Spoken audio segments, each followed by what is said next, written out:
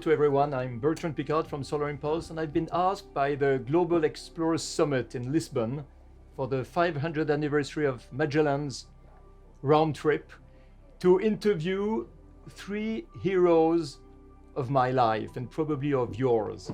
I was a child when they took off with the Apollo missions from Cape Kennedy. I witnessed 6 liftoff of Apollo. I learned so much as a child from these people who inspired me and who are continuously inspiring other people.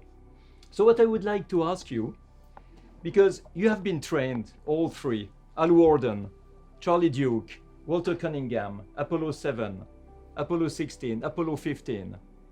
You've been trained as fighter pilots, as test pilots. You've been trained technically, enormously. The first question I have is, have you been trained also emotionally by NASA to overcome all the reaction of the public and to accomplish one of the greatest myths of humankind, that was to go in space? Walter. I have to tell you, I cannot remember NASA ever addressing one point about emotion on it or trying to discourage you from it. I would suspect that if a person was overly done when it came to emotions, that somebody, possibly even NASA, might speak up. But at the time, the focus was appropriately on the technical challenge that was out there, and were you able to keep your mind to it? They discourage you from behaving inappropriately and things like that. But I don't remember them ever saying a thing about emotions. No. Yeah. And you, Charlie? Emotionally, in our training, they never touched on it. Psychological stuff. But NASA did, before you got on a flight crew, they did send you out to make speeches. This was in the, for me, late 60s, until I got put on a crew after Apollo 11. But they never gave you any speaking tips or cues of what to say. It was just, you were on your own.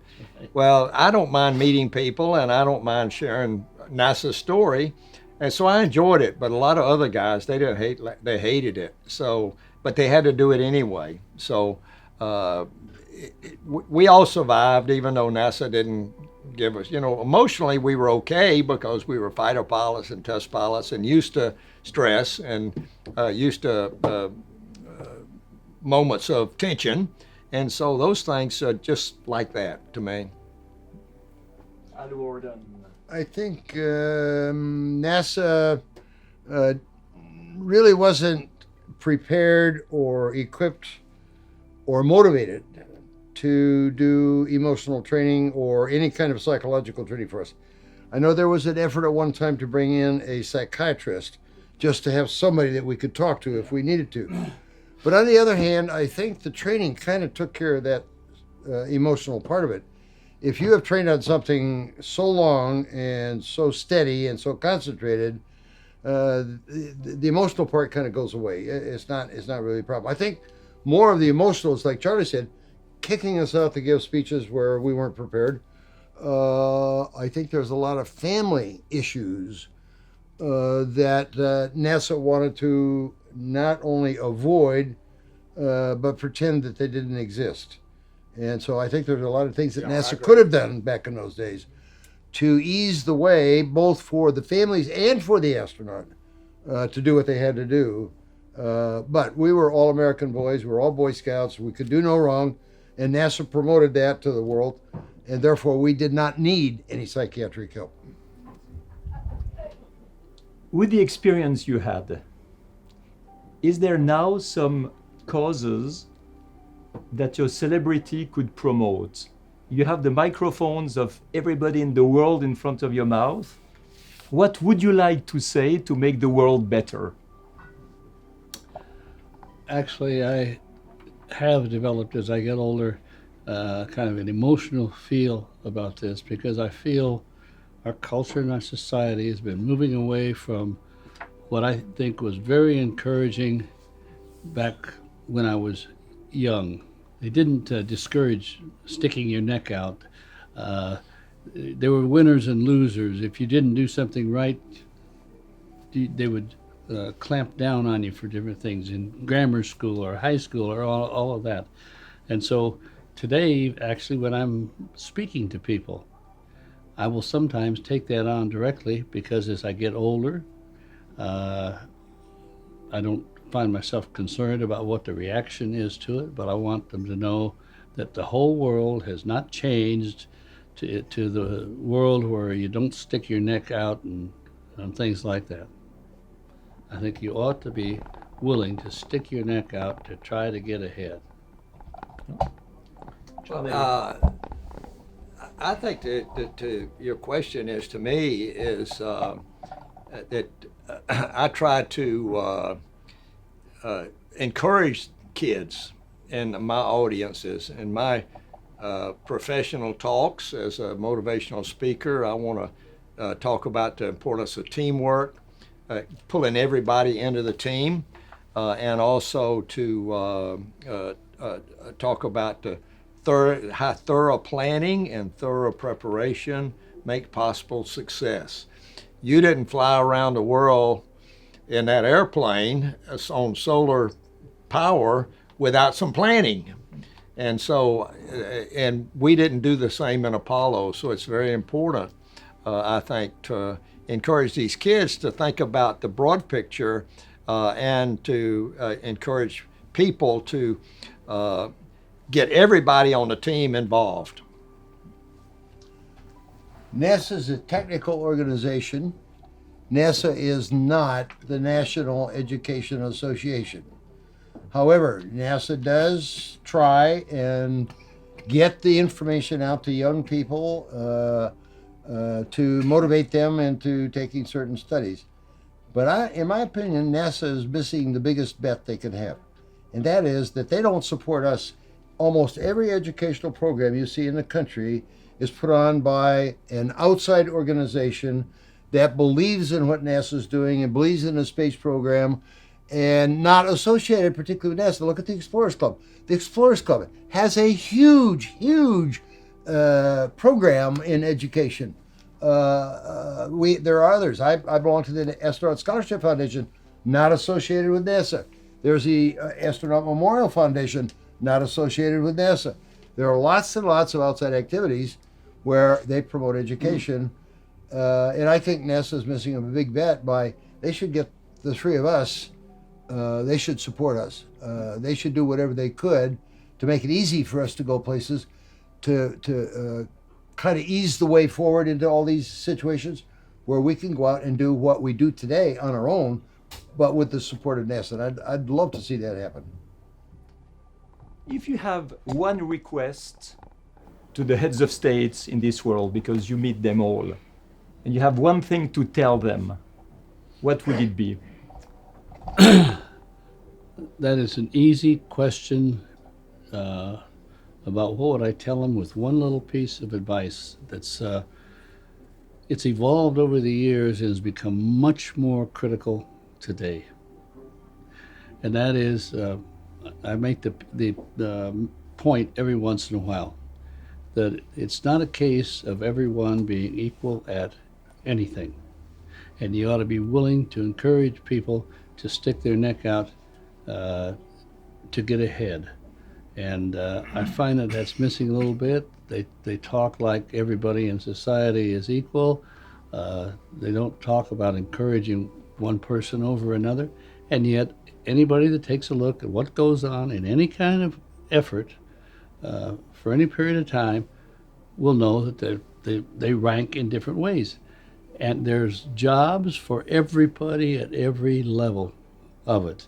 So quit trying to discourage what it really is. Everybody is not a winner at everything. That's a hard question for me to answer. I don't associate or travel in circles of heads of state. But I remember when I got back from the moon, I tell the story about holding up my hand, and underneath my hand was the Earth. And you don't see Europe or South America or North America, you just see the Earth. And we're all down here on planet Earth. and we need to learn to get along. And I, for 6 years I said that, but I didn't even get along with my wife. You know, how did I get along with the Japanese or everything else until God came into my life, and I got a love for everybody, and so that relationship to love, for God so loved the world, the Bible says, and so if we learn to love one another, then I think we can do it through the power of God, and that certainly happened in my life. And so I used to travel the world telling leaders of the world just what I just told you, and all over, and they received it. I don't know whether they followed it or not, but I know they would nod their heads and agree. But they certainly will listen to people who have gone to the moon. Yeah. Saying something Well, it's like unique. that. We had, Bertrand, we had a unique vision that hardly anybody, well, there's only 24 of us that went to the moon that saw that, the whole circle of the earth. And it was profound. I think what I'd like to tell to all the leaders in the world is this: that the human species may have limited time on this planet Earth that we live on. We know that ultimately the sun is going to burn out, and that is going to be the end of civilization if we live here, if we're still living here. But in the meantime, there are a lot of things going on that are making life on Earth a lot shorter than it could have been. And I think it's a message to all the leaders of the world that the survival of the human species is in their hands, and that if they don't do the right things, we're going to disappear from the face of the earth before the sun burns out, which is going to be a long time in the future. And I'm horrified by some of the things I see going on around the world today. And somebody should be taking responsibility and doing the right thing and making sure that those things are corrected, because we're ruining the life that we have here on Earth. It's very small right now, maybe, but it's insidious, and it's growing, and it's getting worse. And I think somehow that's got to get turned around. And I think the leaders of the world are the only ones who can do that. That's your job. That's what you're doing now, Bertrand. It's what I try to do Well, with Solar Impulse, well, I but think it is what you can do as the people have seen the world from so far away. Huh? Yeah. The leaders of this world probably listen to explorers more than to other people. Yeah. We are not from the political world, but we try to make the world better. And I love what you have said, and I'm sure the people in Lisbon or wherever will love what you have said, because it's beyond technology. It's beyond adventure. It's about human being. It's about how to make the world better, how to inspire people to go beyond their limits, as you were saying, Walt, or speaking about God. There are so many people who are afraid to speak about God. So many people are afraid to speak about spirituality. So when you dare to do it, people will listen. So thank you so much. Al Worden, Apollo 15. Pleasure. Charlie Duke, Apollo 16. Walter Cunningham, Apollo 7. You are my heroes, and I'm sure you are the heroes of all the people who are watching us. Well, thank you Bernard, so much. You should know you're our hero too. Yes, sir. Yes. I really respect you, Bertrand. You bet. We admired what you did. Yes. And Thank you. continue to do. Thank you so much. Thank you so much to you. Thanks.